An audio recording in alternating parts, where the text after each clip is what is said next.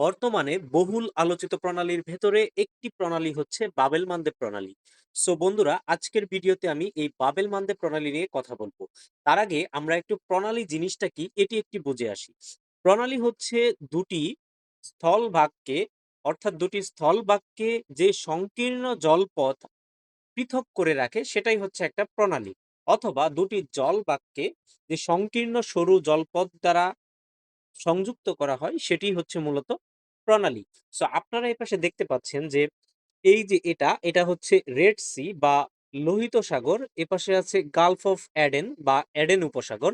এই লোহিত সাগরকে Gulf of অ্যাডেন বা অ্যাডেন উপসাগরের সাথে যে সংযুক্ত করেছে এই যে সংকীর্ণ একটা জলপথ, এর নাম হচ্ছে বাবেল মানদেব প্রণালী।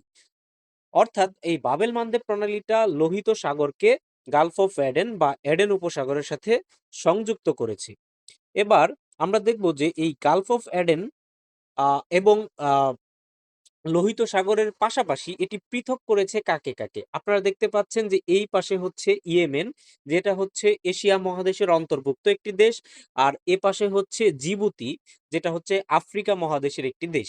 সো ইয়েমেন এবং জিবুতি এই দুইটি দেশকে কিন্তু পৃথক করেছে এই সংকীর্ণ জলপথ, অর্থাৎ বাবেল মানদেব প্রণালী একই সাথে লোহিত সাগর এবং এডেন উপসাগরকে সংযুক্ত করেছে, কিন্তু পৃথক করেছে ইয়েমেন এবং জিবুতিকে। পাশাপাশি আমরা যদি মহাদেশ নিয়ে কথা বলি, এই যে আপনারা দেখতে পাচ্ছেন এই পার্টটা, এটা হচ্ছে এশিয়া মহাদেশ। আর এই যে এই পার্টটা, এটা হচ্ছে আফ্রিকা মহাদেশ। সো এশিয়া মহাদেশ এবং আফ্রিকা মহাদেশ এই দুটি মহাদেশকে পৃথক করেছে এই বাবেল মানদেব প্রণালী। সো একই সাথে আমরা অনেকগুলো প্রশ্নের উত্তর পেয়ে গেলাম যে বাবেল মানদেব প্রণালী পৃথক করেছে এশিয়া মহাদেশ থেকে আফ্রিকা মহাদেশকে। বাবেল মানদেব প্রণালী পৃথক করেছে ইয়েমেন থেকে জিবুতিকে। বাবেল মানদেব প্রণালী সংযুক্ত করেছে লোহিত সাগর বা রেড সি থেকে গালফ অফ অ্যাডেন বা এডেন উপসাগরকে। সো এবার আমরা দেখব আরেকটি বিষয়, যেটি হচ্ছে আফ্রিকা মহাদেশের হর্ন অফ আফ্রিকা নামের যে একটি টার্ম আপনারা দেখেন এই হর্ন অফ আফ্রিকা নিয়ে। সো হর্ন অফ আফ্রিকার অন্তর্ভুক্ত হচ্ছে এই যে ইরিত্রিয়া, এটা এ পাশে আছে ইথিওপিয়া, এই পাশে আছে সোমালিয়া, আর এপাশে হচ্ছে জিবুতি। এই যে ৪ টি দেশ, এই ৪ টি দেশকে একত্রে বলা হয় হর্ন অফ আফ্রিকা। এটিও কিন্তু যেকোনো কম্পিটিটিভ পরীক্ষার জন্য খুবই গুরুত্বপূর্ণ একটা টার্ম।